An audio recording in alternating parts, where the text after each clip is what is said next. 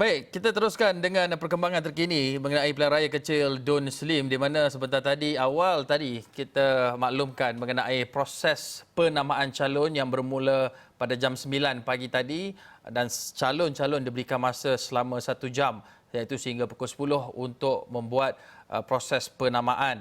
Dan untuk mendapatkan perkembangan lanjut berkenaan dengan proses penamaan calon bagi pilihan raya kecil Don Slim N58, kita bersama dengan rakan setugas Hasimi Mohamad yang sudah bersedia di Slim untuk perkembangannya. Hasimi, sudah berapa ramai yang Hasimi nampak hadir di pusat penamaan calon bagi Don Slim ini?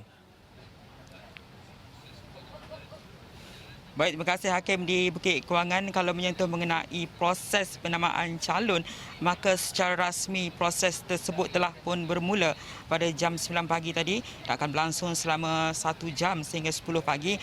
Dan ketika ini saya berada di dalam pusat penamaan calon di Dewan Seri Tanjung, di mana kalau kita lihat keadaan di dalam Dewan ini begitu tenang, begitu juga situasi di luarnya juga tenang, berbeza dengan PRK sebelum ini. Kalau kita lihat kemeriahannya, sorakan dan sebagainya, tapi untuk PRK kali ini tiada sebarang pergerakan ataupun perarakan ataupun teriakan daripada penyokong-penyokong yang hadir untuk memberi sokongan kepada calon-calon masing-masing.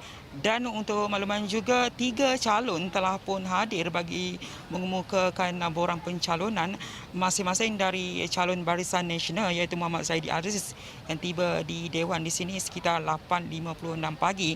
Kemudian ia disusuli dengan calon bebas daripada kumpulan penyokong Tun Dr. Mahathir Mohamad, iaitu Amir Qusairi Muhammad Tanusi yang tiba pada 8.58 pagi di pusat penamaan calon di Dewan Seri Tanjung ini. Tapi sebelum ketibaan 2 calon ini, seorang lagi calon bebas telah pun tiba di pusat penamaan calon sekitar 8.54 pagi bagi mengemukakan borang pencalonan.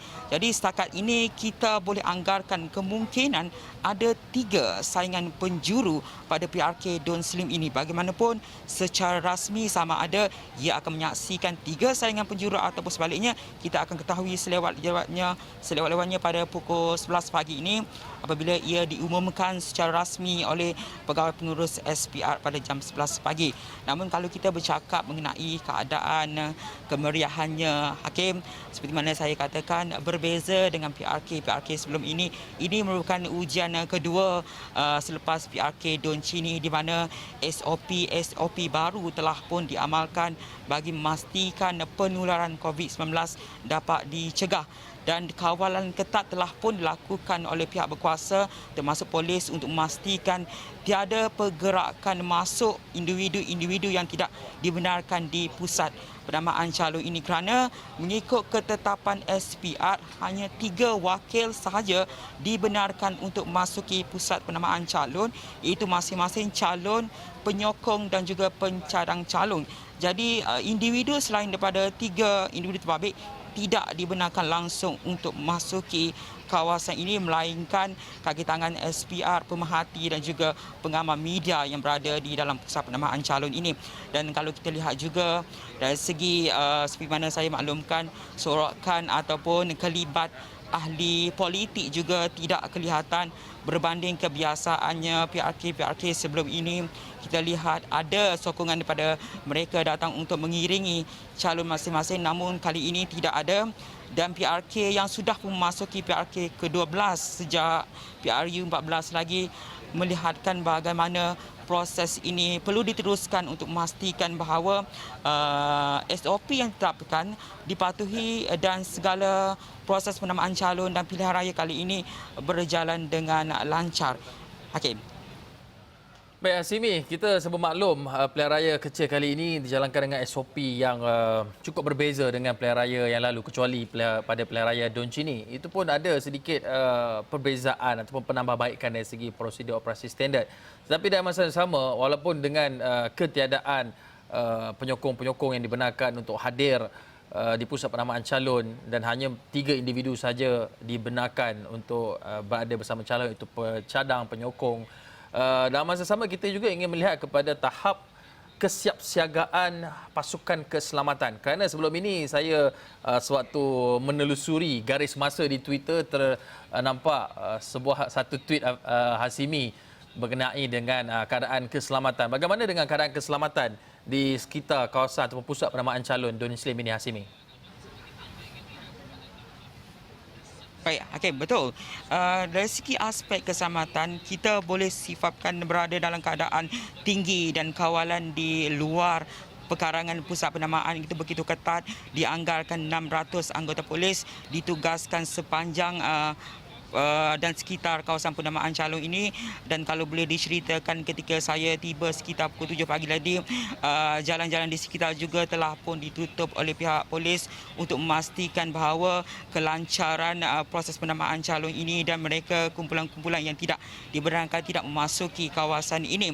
Dan kalau kita boleh lihat juga, selain daripada pihak polis, agensi-agensi lain termasuk juga kaki tangan daripada Kementerian Kesihatan Malaysia turut berada di pusat penamaan calon ini untuk memastikan bahawa bukan sahaja dari segi aspek keselamatan dari segi suasana, malah aspek keselamatan dari segi diri, untuk mengelakkan sekiranya ada individu-individu yang bergejala COVID-19 hadir, kita dapat elakkan daripada memasuki pusat penamaan calon ini. Jadi gambaran situasi itu dari segi aspek keselamatan suasana dan aspek keselamatan diri begitu tinggi diamalkan oleh pihak SPR dan juga pihak-pihak agensi yang terlibat, Hakim.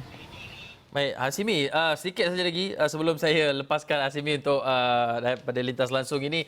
Hasimi, bagaimana pula dengan prosedur atau penjagaan kesihatan dalam kalangan petugas yang satu, walaupun penyokong jumlah penyokong yang dibenarkan hadir memasuki kawasan dewan itu dihadkan, tapi di luar sana biasanya kita akan lihat mesti ada yang bersama-sama berjalan dengan penyokong.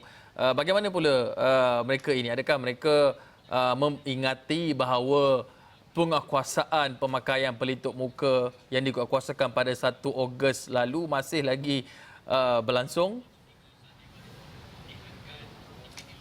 Okey, Hakim, kalau lihat pada soalan itu, kita faham bahawa antara jarak 1.5 km ini kita tidak nampak sebarang kumpulan. Jadi kita tidak pasti sama ada individu-individu yang melanggar SOP, termasuk juga pemakaian pelitup muka. Namun secara kasar, pemerhatian saya di sekitar pusat penamaan calon ini, kebanyakan mereka begitu mematuhi SOP, terutamanya pemakaian pelitup muka dan juga penjarakan fizikal yang telah pun ditetapkan oleh SPR dan juga KKM. Jadi kita boleh boleh simpulkan bahawa kefahaman atau kesedaran dalam kalangan penduduk setempat dan juga mereka yang hadir untuk bertugas di sini adalah tinggi.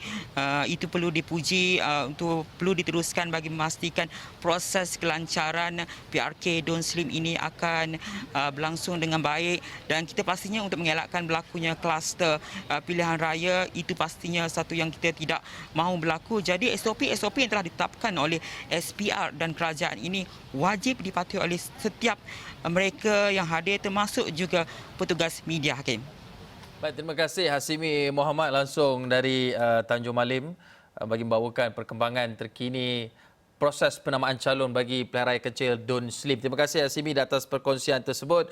Hasimi akan bawakan lagi laporan dari masa ke semasa berkenaan dengan pengumuman rasmi calon bagi pilihan raya kecil Don Slim pada jam-jam yang berikutnya.